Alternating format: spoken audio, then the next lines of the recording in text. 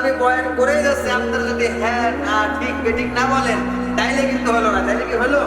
এর জন্য আপনারা কথা বলবেন, আমি আপনাদের কথা শুনবো এবং আমি বলবো এটা আপনারা শুনবেন। আল্লাহ কবুল করুক, করে না আমি।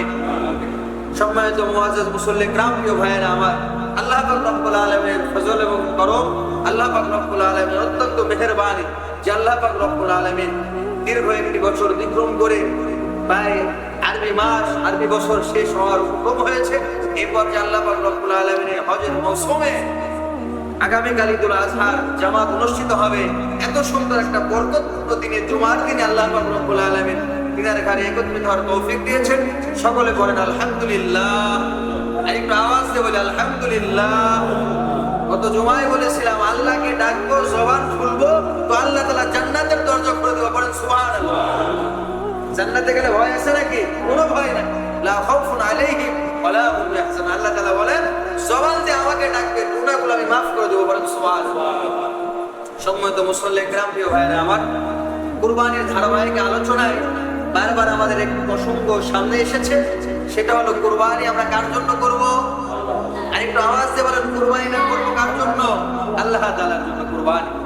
এই কুরবানি করতে গিয়ে আমাদের নিয়াতকে পরিশুদ্ধ করতে হবে, নিয়াতকে ঠিক করতে হবে। এই আলোচনা আমাদের হয়েছে। যেহেতু আগামীকাল আমাদের ঈদুল আজহার জামাত অনুষ্ঠিত হবে এবং কুরবানি আমরা আল্লাহর রাস্তায় পশু কুরবানি করব, তো আমরা কিছু বয়ানের মাঝে মাঝে কিছু মাসলা মাসাইল জেনে নেব ইনশাআল্লাহ তাআলা।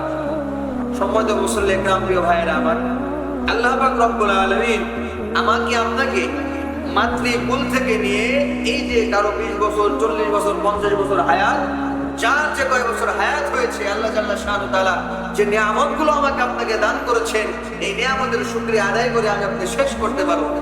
হাদিসের কুরসির মধ্যে আসছে, কোনো ব্যক্তিকে যদি আল্লাহ তাআলা এরকম ভাবে পৃথিবীর শুরু লগ্ন থেকে শুরু করে নিয়ে কিয়ামত পর্যন্ত হায়াত দেয় আর সে কিয়ামত পর্যন্ত সেজদায় চলে যায়, আল্লাহ পাক রব্বুল আলামিন যত নিয়ামত তাকে দান করেছেন, একটা নিয়ামতের শুকরিয়া সে আদায় করতে পারবে না। বলেন আল্লাহু আকবার। আল্লাহর নিয়ামতের শুকরিয়া আদায় করা সম্ভব হবে। তো চেষ্টা আমাদের করতে হবে, প্রয়াস আমাদেরকে চালিয়ে দিতে হবে। আল্লাহ তাআলা সর্বদাই তার শুকরগুজার বান্দা হিসেবে আমাদেরকে কবুল করুক, করে না আমিন।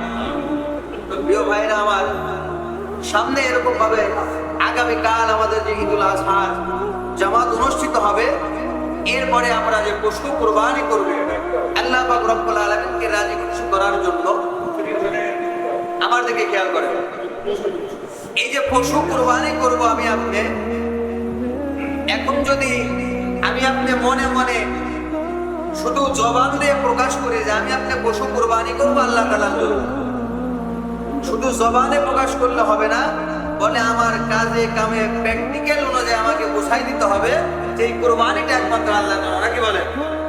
কথা বলেন না, পিছিয়ে থাকেন, বয়স সব কাজ সারেন, আলোচনার মধ্যে কথা না বলেন।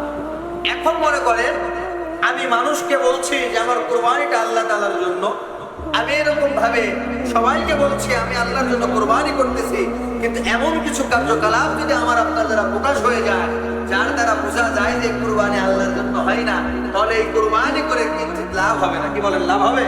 লাভ হবে না। প্রিয় ভাইরা আমার, আলোচনাটা আরো আগে করার প্রয়োজন ছিল, তো এরকম ভুল যদি কারো দ্বারা হয়ে থাকে আগামীতে আমরা ইনশাআল্লাহ সতর্ক হয়ে যাব। এক্সাম স্বরূপ, মিসাল স্বরূপ মনে করেন আপনি কুরবানির গরু বা ছাগল ক্রয় করতে গিয়েছেন বাজারে, তো কুরবানির গরু ছাগল ক্রয় করতে গিয়ে, কেনাবেচা করতে গিয়ে আপনি জোহরের নামাজ কাজা হয়ে যাচ্ছে, আপনার আসর চলে যাচ্ছে, মাগরিব চলে যাচ্ছে, বাসায় আসতে আসতে এশার আজান হয়ে গিয়েছে। এই যে নামাজগুলো কাজা যাচ্ছে, আপনি কি করতে গিয়েছেন? কুরবানি কিনতে গিয়েছেন। কুরবানির গরু ছাগল কিনতে গিয়ে জোহর, আসর, মাগরিব, এশা সব শেষ করে দিলেন। এই কুরবানি আপনি যদিও মসজিদের মাইকে এলান করে বলেন যে কুরবানিটা একমাত্র আল্লাহ তাআলার জন্য, এটা মেনে নেওয়া হবে না, হবে না, হবে না। কথা বলেন ঠিক কিনা? আওয়াজ দিয়ে বলেন ঠিক কিনা? আপনি যদি আল্লাহর জন্য কুরবানি করেন, তাইলে কুরবানির হাটে গিয়ে যখন নামাজ আজান হয়ে যাবে, যখন এলান হয়ে যাবে আল্লাহু আকবার, আল্লাহু আকবার, আল্লাহ সবচেয়ে বড়, আপনি বলবেন থাকো আমি আগে নামাজ পড়ে আসি, আগে সালাত আদায় করি, এরপরে কুরবানি কিনে বাসায় ফিরবো। কথা বলেন ঠিক কিনা? তাহলে বুঝতে হবে প্রিয় ভাই আমার, আপনার মধ্যে আমার মধ্যে ইমানের দুর্বলতা রয়েছে। এদিকে খেয়াল করুন। এই যে পিছনে যে মুসল্লিরা আসবে, এরা কি এই মাসলা জানতে পারবে? পিছনে যারা আসবে এরা তো বুঝবে খালি হুজুর যখন 6 করে শহীদ ঈদুল আজহার নামাজ শেষ করে দিবে, এরপরে হুজুরে ফোন দিবে, হাত ধরে টানাটানি, আগে আমার গরু জবাই করে, আগে আমার খাসি জবাই করে। কথা বলেন ঠিক ঠিক?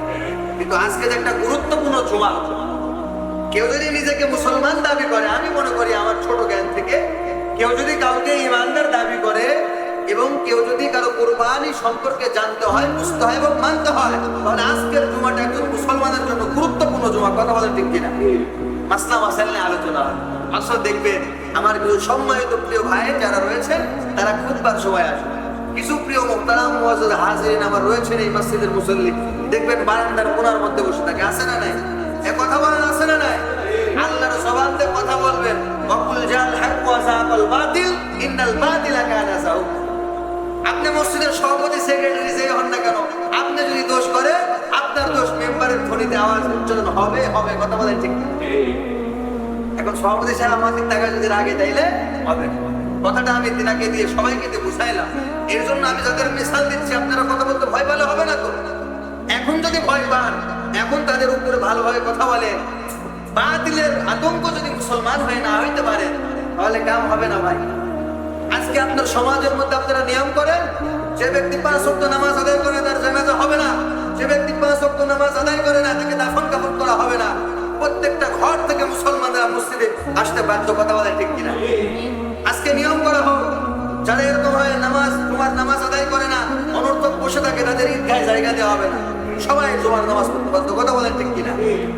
প্রিয় ভাইয়েরা আমার, বাতিলের আতঙ্ক হয়ে মুসলমান হয়ে আমাকে আপনাকে উঠে দাঁড়াতে হবে। আল্লাহ তাআলা এই যে আপনাকে আমাকে সনদ দিয়ে দিলেন, সার্টিফিকেট দিয়ে দিলেন, কুনতুম উম্মাতান উখরিজাত লিন-নাস তা'মুরুনা বিল মারুফ ওয়া তানহাউনা আনিল মুনকার। আল্লাহ তাআলা এত সুন্দর একটা সার্টিফিকেট দিয়েছেন। এই আয়াতের তাফসীর করার আগে ছোট্ট একটা উদাহরণ দিই। আপনার সন্তানকে আপনি আই পাস করিয়েছেন, বিএ পাস করিয়েছেন, এর জন্য তার কষ্ট করতে হয়েছে কি হয় নাই? একটু জোরে বলবেন, আমি কানে শুনি না। কষ্ট করতে হয় কি হয় না? কষ্ট করতে হয়। 10 বছর 12 বছর 15 বছর লেখাপড়ার পরে ডক্টরেট ডিগ্রি পাস করতে হয়, হাফেজ হয়, মাওলানা হয়, মুফতি হয়, মুফাসসির হয়, ঠিক কি না? এই যে এত বছর কষ্ট করার পর একটা সার্টিফিকেট দেয়, সার্টিফিকেটের দাম আছে না নাই? সার্টিফিকেটের দাম আছে। তো আল্লাহ পাক রব্বুল আলামিন যে আপনাকে সার্টিফিকেট দিয়েছেন, কুনতুম উম্মাতিন উখরিজাত লিন-নাস, তোমরা হলে শ্রেষ্ঠ জাতি, তোমরা হলে শ্রেষ্ঠ উম্মত, এই সার্টিফিকেটের দাম আছে না নাই? দুনিয়ার যত